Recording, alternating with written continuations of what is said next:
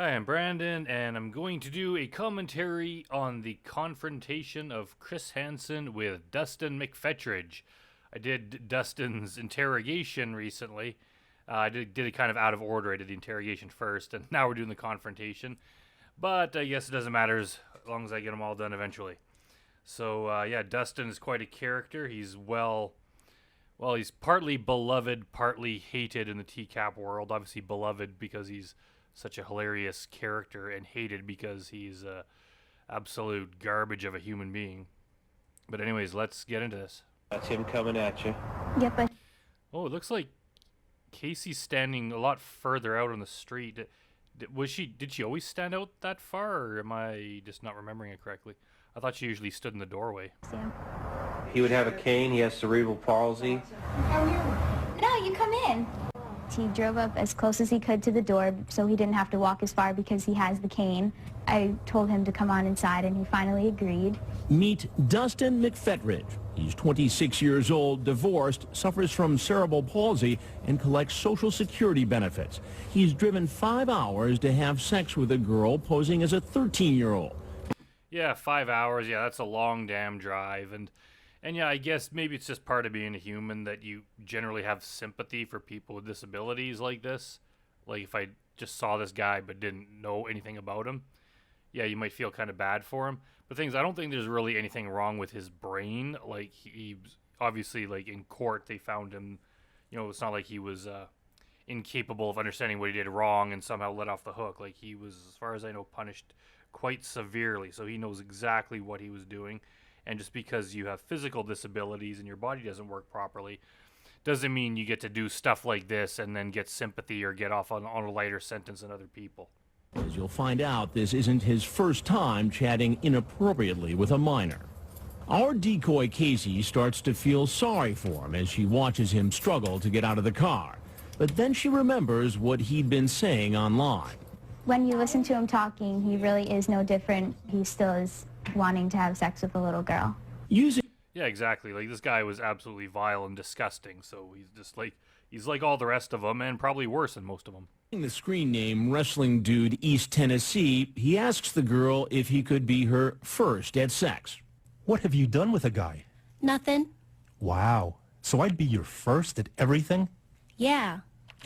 Yeah, that would like ruin a person's life if Dustin McPhetridge was your first. Dustin McPhetridge sets the bar for a sexual experience for the rest of your life. Everything you do after that will be comparing yourself to him. Yeah, that would be hard to live with. After he tells the decoy about his disability, he moves on to talking about anal and oral sex. He asks if he can shave her private parts and later makes a rather bizarre... And I haven't read this guy's chat log, but I've heard other people discuss it, and yeah, he was kind of like Lauren, where he was just absolutely grooming them. He was going on about getting married to them, and he was gonna whisk her away somewhere, and he just wants to trap her in, kind of like Lauren did, right? He just doesn't want anyone else to have her. He can't form a relationship. He has to just make sure you can't talk to any other guys. Your whole life revolves around me. He just wants to get them young, trap them so he could just have them forever and do what he wants to them. What a scumbag. Bizarre request. Send me a pair of your panties. Pick a pair you want me to have and wear them for 2 or 3 days straight. For real? That is just disgusting. But I guess if they want to make him happy, they could have just sent him a pair of Lee Greer shorts. He likes to wear his for a couple days, so send those to Dustin and he can sniff those all night long. Yeah. He also asks her if he can have a three-way with the decoy and her sister, and he repeatedly asks... Yeah, I think someone brought this up in the comment section of the interrogation, that people don't seem to bring this up enough, that he wanted to have a threesome with this girl and her sister was 8 years old. That is pretty messed up. Maybe do people just not mention it because it's too disgusting of a thing to discuss in public or something? But it's that kind of goes beyond all the other stuff he talked about. If he's willing to do that, that just makes him 100 times worse. This guy was found with legal stuff on his computer. Basically just, he's just the worst of the worst. And thank God he got punished severely. And he's always, even to this day, I don't want to get ahead of myself here, but if you just read his wiki page, he's constantly been in trouble. He was like rearrested or something for violating his parole because he was talking to some teenage girls in a video game store or something. And if you just imagine, this is what Dustin looked like, how old he is here, like 27. Now it's like he's like 40, in his mid 40s, and he's in a wheelchair now, and he's even fatter, and it's like, and he's still just creeping on young girls. Like what does he think is, like, what the hell is wrong with him? They should just lock him up forever. The girl to marry him. When they make a plan to meet, he tells her he'll bring an electric razor. KBI Commissioner David James watches on a monitor as McPhetridge comes into the house. You first look at him and you see him, and you could say that I felt a little bit sorry for him, a little bit. And then you remember why we're here. You know, whether he has cerebral palsy or not, he still was there to molest a child. That's pretty cool, right? There's no excuse for molesting a child. I don't care Like, it's a physical disability. what it is. So what's up? Nothing. Nothing. No. Did you bring the razors? Yeah.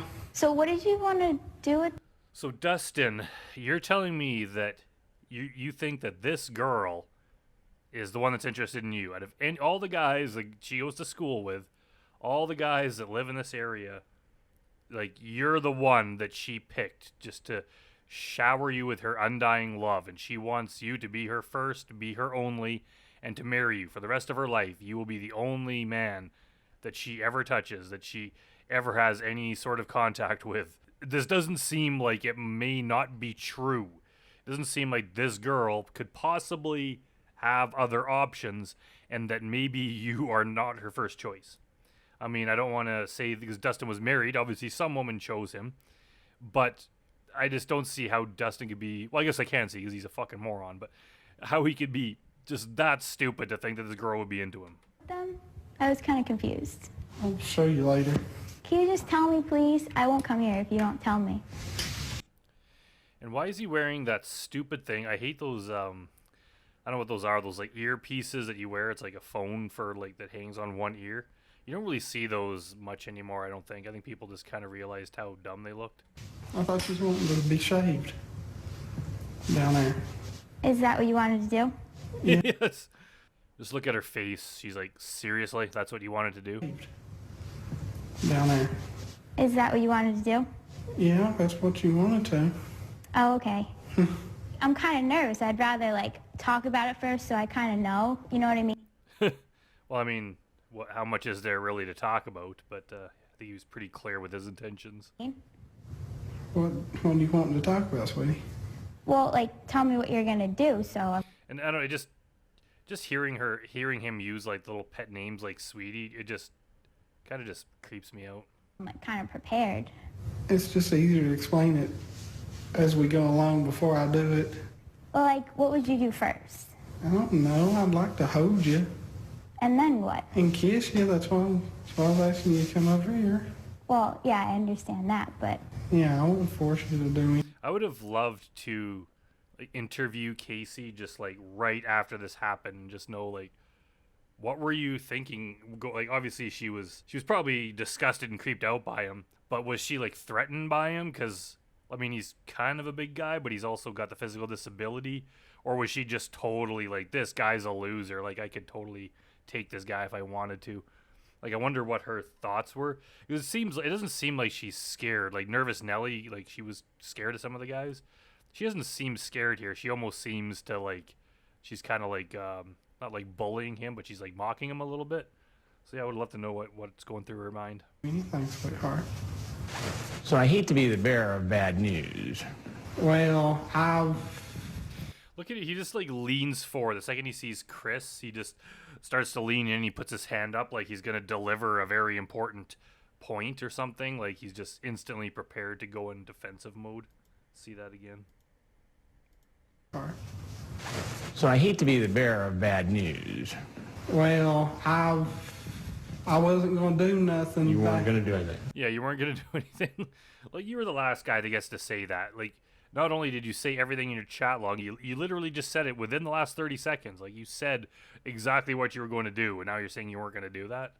No. Why don't you tell me what your plan was tonight, huh? I didn't bring nothing with me. I didn't do nothing You just said you brought a razor with you, and I'm pretty sure we find out later you brought condoms and other stuff. bad, and I would never force nobody to do anything against their will. Yeah, I doubt you could force anyone. Whoever you're doing anything with, they're gonna have to do the bulk of the work, as your body doesn't appear to work properly. So But you did bring some things with you tonight. I brought a razor. A razor. And what were you going to do with the razor? I thought she wanted to be shaved down there. And I like how he switches it to she wanted to be shaved down there. No, Dustin, you wanted to shave her down there. I don't have the chat log in front of me, but guaranteed you're the one that brought that up, and you're the one that like talked her into it. She might have agreed to it after you brought it up and requested to do it, but that was your fantasy, not hers. And I thought she said she was 17 or something. Well, I've got the transcript right here. Yeah, she did not say she was 17 or something at all. I believe that, sir. Right. He was told online she was 13, and he even referred to her young age several times, wishing she was 5 years older. And as for all the explicit sex talk, I was trying to see if I could find out if that was a cop, or so I didn't waste the. Well, it sounds like. Well, if you're claiming you thought she was a legal age, why would it matter if she's a cop or not? Your cops are allowed to date people. It wouldn't matter. If you're not doing anything illegal, the cops can't touch you. It sounds like what you're trying to see is if you could score with a 13-year-old girl. No, sir. I mean, have you chatted online with underage girls before? Quite honestly, I had one time before. A young girl. Oh, is this in reference to the whole, the mom wanted him to date her 14-year-old daughter, and then the mom's boyfriend was a cop, and they went to the Japanese steakhouse looking for him, that whole ridiculous bullshit story that he told to Dudinsky in the interrogation? Is that what he's referencing? Yeah. He says he was chatting with a 14-year-old girl, and the girl's mother's boyfriend was a Yeah, cop it is. who found out about it and wanted to press charges. It never went to trial. I apologized, and everybody. So just the fact that he brought this story up to Chris and to Dudinsky, like, I believe that there is an element of truth. Something like this happened with a 14-year-old girl. But I don't believe for a second that it's what Dustin said. I think he was the predator in that situation, and he was talking to that girl. The mom did not approve of it. The mom did not want him to date. What mom would want this freaking guy to date her 14-year-old daughter when this guy's 27? No woman would do that. So the woman's boyfriend, who was a cop, they found out about this. They tried to track Dustin down, finally tracked him down to his home when he wasn't there, and his mom kind of talked his way out of it.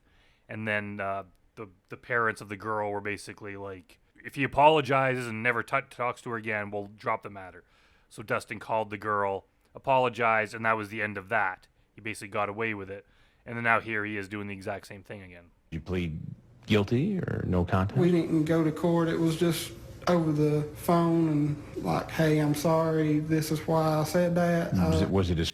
Yeah, and he's trying to just downplay it. Like, I bet you it was a pretty big deal. Like, those parents finding out that some 27-year-old guy is talking sexually to your 14-year-old daughter online, you would be angry. This wasn't just something where, you had to apologize. It's like, no, this was a very serious thing. Like, they were probably flat out going to, they wanted to probably press charges and everything. It's just the mom was like, oh, my son, like, please, I don't have anything in my life, and he has cerebral palsy and this and that. And so finally she made them think, okay, fine, just don't do it again and apologize. And he's trying to make it look like, oh, it was no big deal. It's like, no, it's probably because your mom saved your ass. I might be wrong about that scenario, but that's what I gather from it. A scary situation to you? Yeah. Did you learn your lesson? Yeah. But it doesn't seem so tonight. Yeah, you absolutely did not learn. No one's going to learn their lesson like that. I think it's just part of human nature. If you get let off the hook, you're not going to learn. Even the guys that get punished, and the guys that get punished severely, many of them get out of prison and then just do this again. So even prison time doesn't help. Counseling doesn't help. So getting a warning is not going to help at all. Like, you're not going to learn. If your mind is like so deviant, you've gotten to the point where you're willing to do this kind of thing, you've gone too far. So you can't just be like, yeah, give them a warning, and then they're not going to prey on children anymore. Like, these guys are dangerous. I know, like, for the most part, us TCAP fans kind of realize the extent of how dangerous these guys are. We tend to judge them quite harshly. But there's a lot of people out there, like defense lawyers, that type of people, that really have sympathy for these kind of guys. And even in some of the newer stings, like the guys don't get jail time. They just get, like 6 months probation and, sex offender registry. So there is that kind of mentality that this is not that big of a deal, like, especially for the guys that haven't actually done anything to a child yet. They're just like, okay, they got caught, they haven't really done anything. It's like, yeah, but you're catching them, like, right now. You're catching the very people that will do this one day. And you have them, like, in your hands. So punish them now to make it, at least try to make it like they're not going to do it again.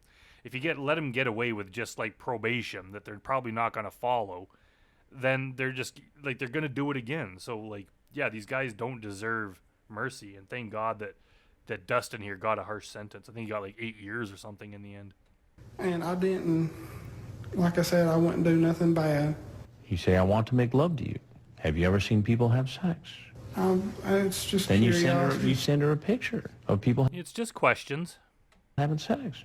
I thought she asked for it. She asked for it. She didn't ask for it. You sent it. Yeah. She didn't ask for it. Yeah, you said it. Stop trying to... You just trying to turn everything like he was just there to help her. She wanted to be shaved. She wanted to see graphic sexual pictures. No, you wanted that stuff, and you did it without her asking. And even if she did, I mean, you're not supposed to be sending stuff like that to somebody who's... Even listen to the way Chris is talking to him. He's treating him with the kid gloves. Some of the guys, like John Dupe, he gets angry with them. With Dustin here, he's treating him very kindly. And I think it's because of the obvious disability. But the fact is, like, he's not one of the 19, 20-year-olds that's caught. Like, he's 27. Like, he's beyond the age where he should know better. So Chris should not... Maybe it's also Chris doesn't know the extent of everything this guy's done. Maybe that came out later. But Dustin's one of the worst of the worst. Says they're 13. But instead of taking responsibility, he tries to blame it all on the decoy. She was wanting me to come up here and see her so bad, and I didn't want... No, like, fuck you, Dustin. She did not want you to come and see her. You wanted to come and see her. Like, quit turning it around. Like, I bet you his whole life is this story of, like, how he's the victim and everything, and he didn't do anything wrong. And it's like, no, you wanted all this stuff. Yeah, you're going to go before a court and claim that pretty young girl wanted you to come there and have sex with her, whereas you did not want that. Like, you think anyone's going to believe that she was the one who wanted it more? There's not a person in the world that would believe that. I want to disappoint her. You're a grown man. I know. What do you think should happen to you? Don't know. I don't. Well, there's something I got to... I wonder if he was ready to start crying once he realized that his sob story wasn't working with Chris. I wonder if he was just going to pull a Vincent D'Ambrosio and just start crying. But Chris cut him off before he could do it. tell you. I'm Chris Hansen with Dateline NBC, and we're doing a story on adults who try to meet young teens online for sex. It's all wrong in my part, but she led me on a little too, and I understand both ways. There is no both ways when it comes to a minor, Dustin. I mean, she's not driving the train here. You're the grown-up. I know. Now, you get that, right? Yeah, that's stupid on my part. As he heads for the door, Dustin doesn't seem to know that officers from the Warren County Sheriff's Office are waiting to arrest him.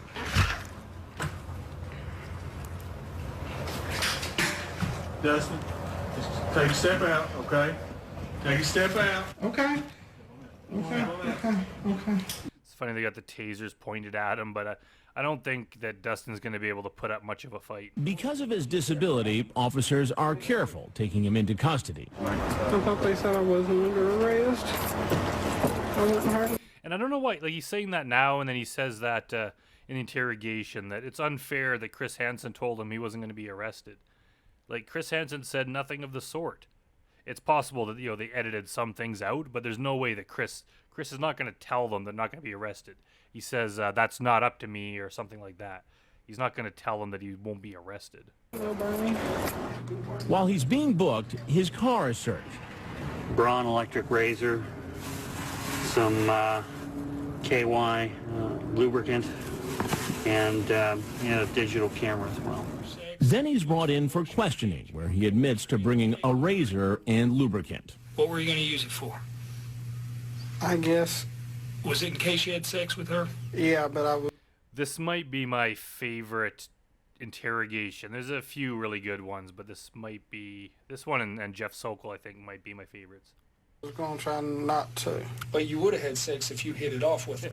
Yeah, he's gonna try not to, I'm sure. If we got along and I thought it was a meaningful relationship, honestly, then yeah. Again, he says he's not the only one to blame. The girl teased him into coming. She called me today, wanting me to come up here. Mm-hmm. But you were telling her you were her boyfriend, right? And even if that was true, and it's not, that she was eager to have him come, if you groom an underage person to the point where you've manipulated them enough and that they're in love with you and think that you guys are in a committed, loving relationship and you're going to get married, if you groom them to that point where they actually do want you to come over, you can't then blame it on them and say, well, they're the one that wanted you to come when you're the one that tricked them into that avenue of thinking to begin with. Like, he was clearly the aggressor the whole time. He was manipulating that conversation. He was controlling everything. She was just going on along with it. And then he tries to pretend that, like, she's the one that wanted that all along. That is absolutely not how it happened. You wanted to marry her. After she's 18, Okay. if we got along. And how does he explain the picture he sent? Because she said she'd never seen a penis before. Mm-hmm. Why does a girl that age have to see one? I don't have. Yeah, like, if some underage person says that to you, just don't send it. Like, what? You shouldn't be having that discussion to begin with. Like, and if she really, really wanted to see it, she could find it on the internet. She doesn't need some creepy grown man to send her one. I have no answer for that one. He admits that he probably possesses child pornography. There's probably a few photos and a few videos. Like, why would he admit to that? Like, you realize that's the kind of thing you go to prison for. That is horrible. Obviously, like, I'm glad he did, because, like, anyone who looks at that should be like, severely punished. But, like, does he not realize that how bad that is? Like, I mean, he's kind of a dumb guy, but he does have some sense. Like yeah, this guy's a danger. I had downloaded. Have you ever met anybody in any other chat rooms that you've had sex with? Yes. Any of them underage? No, sir. Dustin Jacob McPhetridge. Later, he goes before a judge where he enters a not guilty plea. Your bond will Wish he would straighten his shirt there. I hate how it's, like, on one shoulder, but it's, like, slinking off the other one. also be $50,000 cash. Should I be signed over to the custody of my mother? No, sir. Okay. I'll see you Friday. She gets her vehicle back? I'll see you Friday at 9 a.m. Okay. Judge is like, man, I just want to go home. I don't have to answer your stupid questions, Dustin. That's him. Well, that is it for Dustin McPhetridge. Yeah, I don't know if there's a longer segment. This is the one that I found, but obviously we got his interrogation too, that we can delve a little bit into his background. But yeah, he's definitely, I see why people like his segments so much. He's just a scumbag of the highest order, and he's just kind of a character, and it's just like you just love to hate him. But yeah, he's a bad guy, disability or not. He just doesn't deserve any sort of sympathy for that. He's a terrible person. Anyways, that's it for today. I'll see everyone next time.